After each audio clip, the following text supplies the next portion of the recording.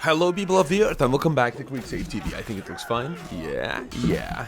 Almost? Alright, bear with me. How are you boys and girls doing today? 5 days without a new video. Very strange.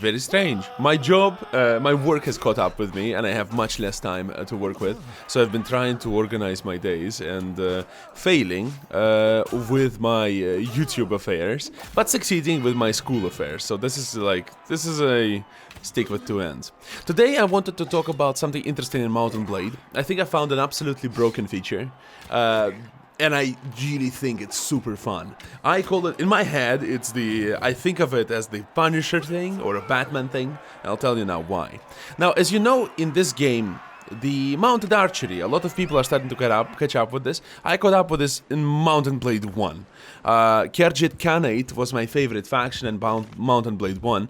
And in this game, definitely, I like to play with the tribes of the East in face of the, whatever their name is, actually.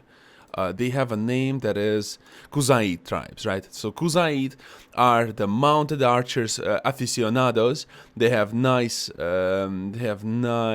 so yeah, if we go from Kuzaid, no, we go to Darkhan. Yeah, so we go to Nomad. We can upgrade them in several directions, but some of the most fun directions to upgrade them in is immediately into Kuzaid Tribal Warrior, and then you have a path to Raider, Horse Archer, and Heavy Archer. And Kuzaids also have a really cool Noble Son, which also is immediately Horse Mounted Archer. And they go all the way into Khan's Guard. And they look absolutely epic. And not only do they look epic, they are also fantastic troops because they have these fantastic glaives paired with nice great bows. So, by great bows, I mean their bows are great. I don't mean the great bow as a type of a bow. So anyway, this is a great strategy when you're fighting on open fields and when you're fighting or haranguing a small army. And it's especially useful at the start of the game. It becomes less useful later on in the game where you have stronger troops, but it still can remain really relevant depending on what you do. So, specifically for this video, I wanted to show you this. This is my band, and this I was able to build in 2 hours while recording content for this video and for some other video I'm not going to name right now. So, I've been playing as this character, and this is what I've been able to accomplish. I was able to level up my bow to 91, my riding to 96, my roguery to 23, and my... Yeah, everything else is kind of negligible, but these are the 3 stats I was leveling up. I think my roguery was like 11, my bow stat was maybe 30 or 40, my riding was 30 or 40, something like this. So in just 2 hours time, and think about it, I was constantly interrupted, and it wasn't a record or anything. It was just 2 hours of normal gameplay while recording the video, making notes, and being interrupted. So still I was able to accomplish that much. So think what you could do when you're really focused. And I've built around myself a retinue of companions in the face of Gerta the Huntress, Etherea the Wanderer, and Urik Frostbeard. Now, all of these characters are equipped the way I want them equipped, and I'll show you how.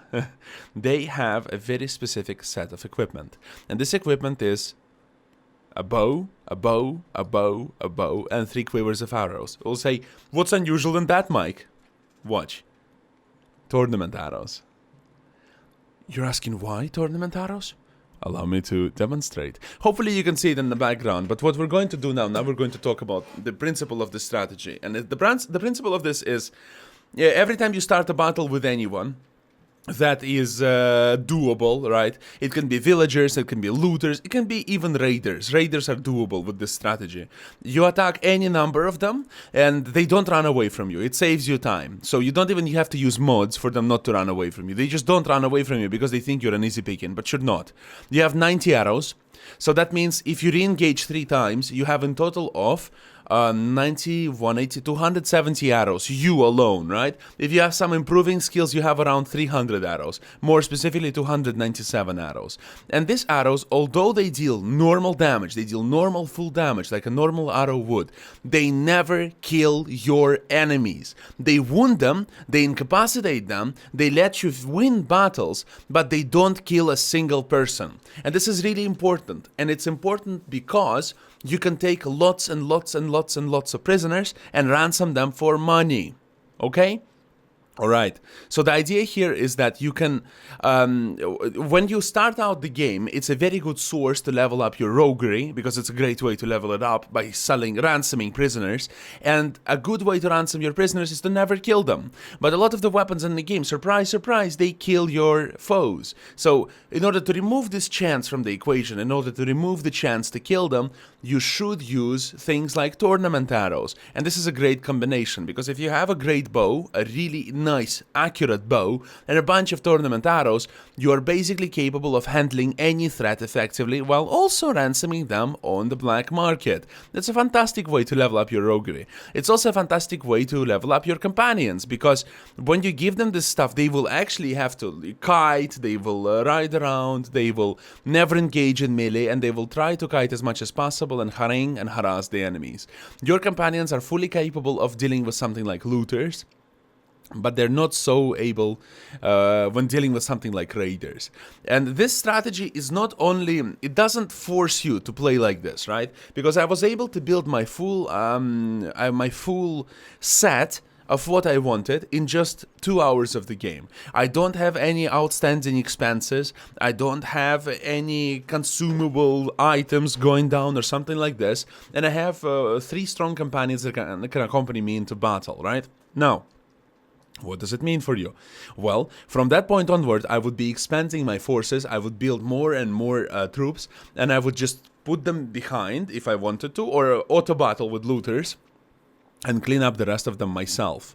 So I would level them up safely, and I would slowly move away from having 4 fighters in form of me and my companions into more strong retinue.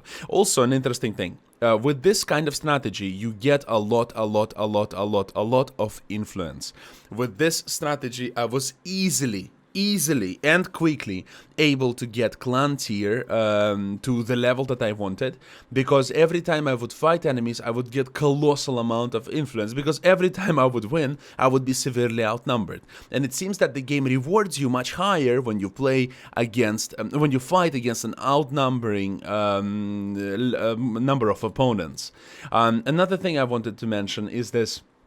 Now that your companions are leveling up, kind of leveling up with you, they don't really, because they don't have a lot of good ways to level up with you, but because they fixed their skills and you can actually focus on leveling them up, you can actually level up your characters a little bit over what they've been before, and maybe a lot bit if you're lucky, and this way they can stay relevant for longer periods of time. It's still a crapshoot, because sometimes you get a character that is much more, let's say, malleable, much more capable of leveling up, and some other times you will not receive something like this.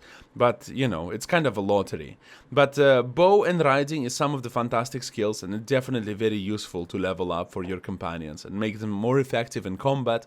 It allows you to use them as your essentially free retinue when you're trying to level up your character. One negative side of this strategy, of course, is that bows and arrows are rather expensive, and you have to buy them. It's impossible to buy tournament arrows, and it's impossible to find them at random, because I've never been able to do that. Maybe it's possible, but I've never been able to do that. And the bows that are good, the bows that are worth it, such as Nordic short bow, which is a tier 4 short bow, that has accuracy of 95, they are expensive to buy. They can cost several thousands to buy, but I promise you they're very worth it. So that's all I had for you today. I don't have as much time as I wanted to make these videos, and I really wanted to focus a little bit more on editing and quality, but right now this isn't an option, not really. If I can optimize my sleeping patterns, if I can sleep a little bit less, if I can eat a little bit less often, maybe I can claw out more time for that. But so far it's been an impossible thing, and it doesn't make sense to put any of this any more away than it already has been. My goal has been and still is daily uploads, or something approaching daily uploads, so we'll see if it's possible. XCOM, the Chimera Squad, is coming out today. Hopefully I will get to play it tonight and make a video about it whenever I'm ready. Maybe also stream it, but I have nothing ready for it, so we'll have to see. Yeah. Are you guys hyped up for Chimera Squad? Have you been liking so far the Mount&Blade 2? Tell me in the comments. Have a fantastic day, and I'll see you tomorrow with a brand new video.